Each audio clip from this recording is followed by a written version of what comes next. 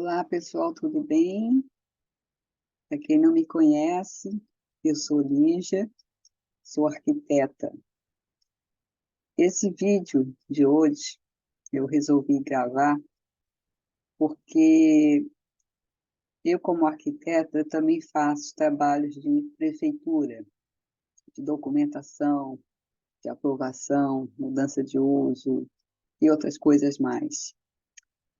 E sempre as pessoas têm muitas dúvidas em relação, por exemplo, quando vai entrar, fazer uma reforma, tem que dar entrada na prefeitura, né? Então, eu resolvi fazer um vídeo para explicar, de um modo geral, um contexto sobre prefeitura, aprovação, documentação, enfim.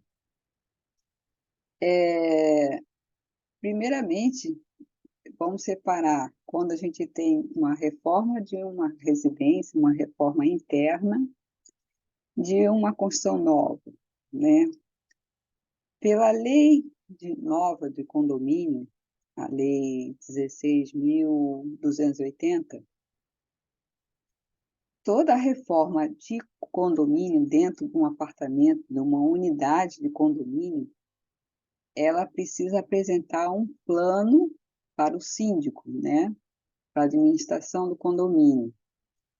Isso é diferente de dar entrada na prefeitura. O que acontece? Essa norma, essa lei, né, de condomínio, o que ela quer é garantir a segurança de quem está por perto da obra, a obra em si, e que não vai causar nenhum dano, nem para quem vai morar, nem durante a obra, na execução, nem quem está transitando por ali, enfim. Basicamente é isso. Mas as pessoas ainda têm muita dúvida em relação a isso.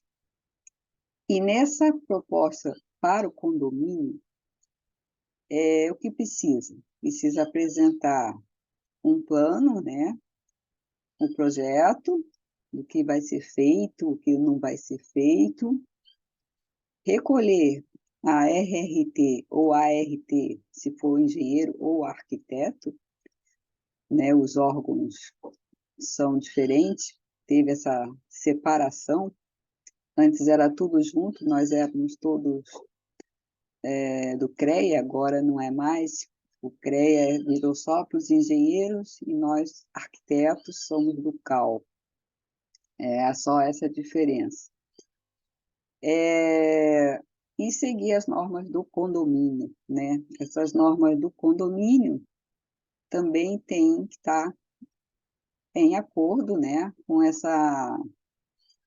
plano de obras, né, quanto horário de movimentação, horário de recebimento de materiais, horário de funcionamento da obra em si.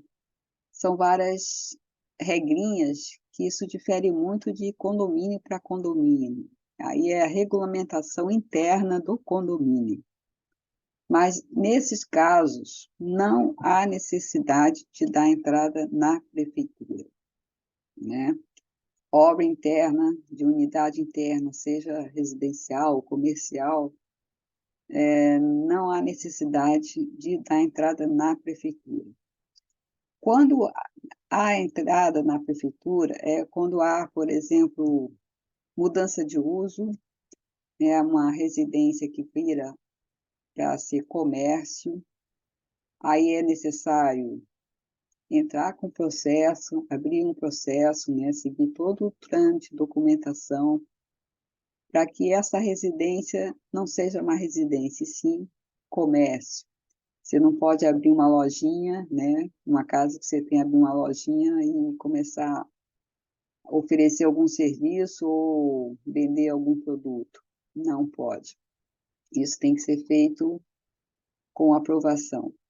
Então, aí, nesse caso, é obrigatório ter o processo de prefeitura. O diferente, né, do condomínio, o condomínio ele quer trazer só segurança para quem está usando, né? E eu coloco aqui um parênteses, né, que muitas vezes não é considerado, não é levado em conta, são a própria, o maquinário que são usados dentro das obras de reforma, né? Tem coisas que o pessoal usa na execução para remover revestimento, remover não sei o quê, que é aquela gritadeira que usa em calçada, aquela vibração excessiva, aquilo sim, aquilo causa danos, ruído, trepida a edificação, né? Isso pode causar rachadura, pode causar várias coisas. Outra coisa importante dentro de uma reforma é mapear, né?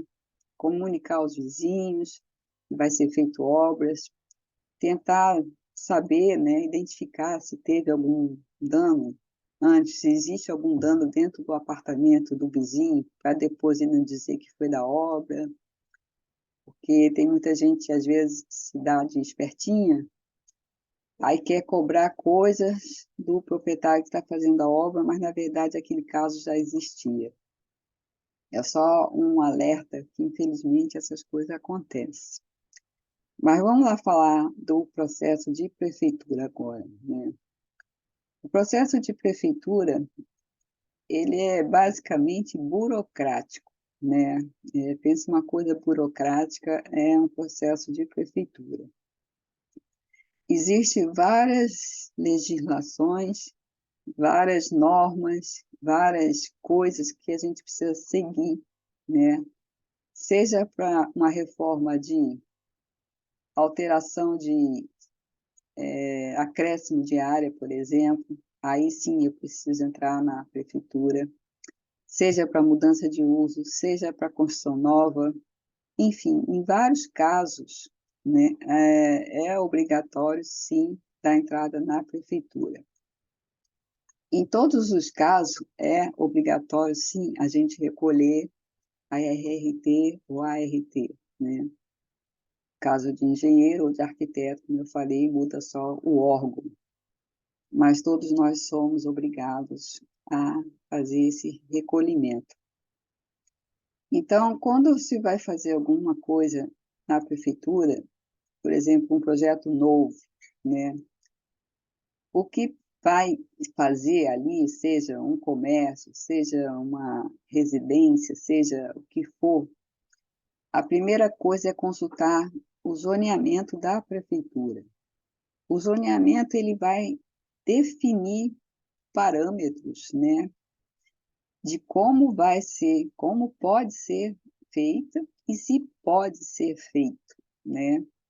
Porque tem muita coisa que as pessoas acham que pode e não pode, né? E às vezes são coisas simples que para um leigo é inadmissível, como assim que não pode, né?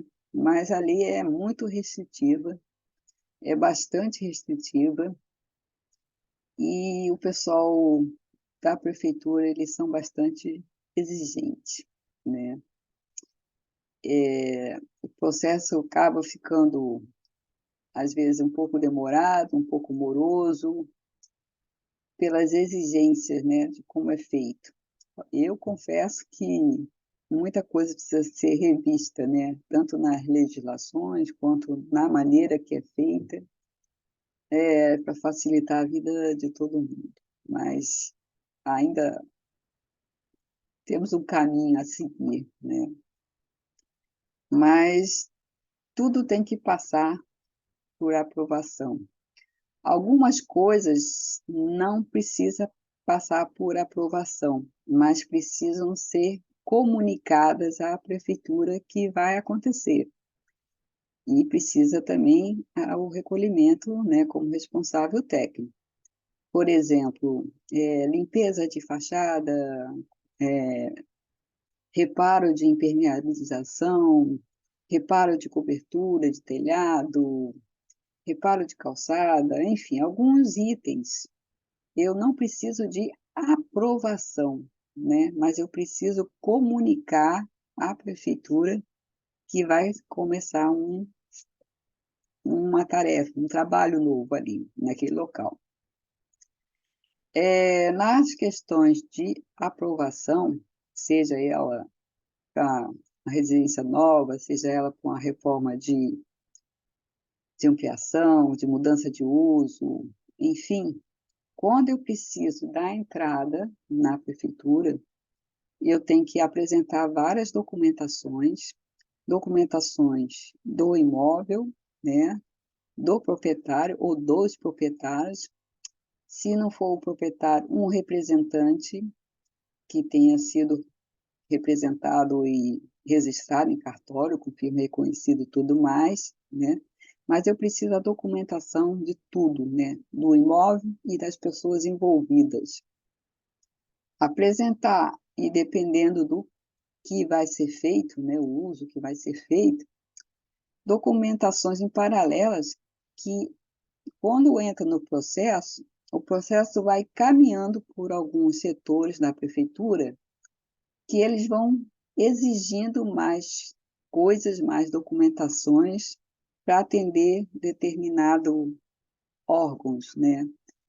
Então, por exemplo, se um prédio ele está numa área de tombamento ou ele tem um nível de proteção, ele, no processo, vai passar também pelo órgão do CONDEPASA para avaliar se aquilo é permitido ou não. Então, o processo vai para o departamento de obras e ele vai caminhando para onde for necessário, né? Ou para a Anvisa, ou, enfim, depende do que vai ser feito, né? Como eu falei antes, a gente tem que consultar a legislação para saber se pode, né? Por quê? A prefeitura divide a cidade em áreas, em zoneamentos. Esses zoneamentos, eles são classificados por vias, né, de circulação, a quantidade de veículo que transita, de tamanho da via. Eles são classificados por estar mais perto da orla ou não, no interior, enfim. Existe um cruzamento aí de informações que cada zoneamento vai ser permitido um determinado uso, né? Tem determinados usos que não são permitidos em determinadas áreas. Então, por isso que tem que prestar atenção nisso. Às vezes, numa rua, um lado da calçada é de um zoneamento, do outro lado é outro zoneamento, né?